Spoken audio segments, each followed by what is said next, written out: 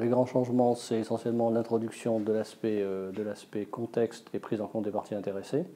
Donc, c'est-à-dire le fait qu'on donne une vision prospective des choses, c'est-à-dire qu'en fait le système doit répondre aux enjeux qui sont imposés par les contextes internes et externes, avec en plus un état d'esprit qui est un état d'esprit de prévention du risque, c'est-à-dire une identification, une association d'une logique risque et opportunité sur la totalité du fonctionnement de l'entreprise.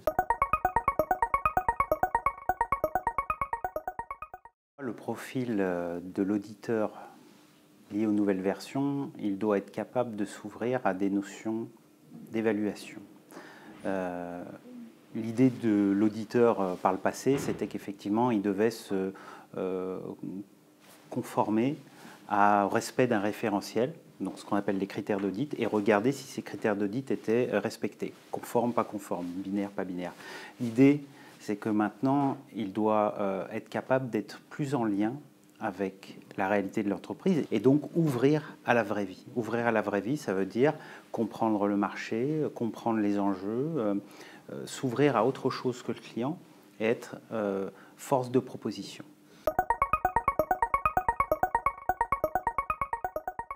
Ça amène une approche méthodologique qui parfois manque aux auditeurs, c'est-à-dire qu'ils font ça d'une façon intuitive, où ça devient l'intuition. Là, nous, on rappelle, on donne une méthodologie, mais une méthodologie qui a un sens en rapport à un référentiel.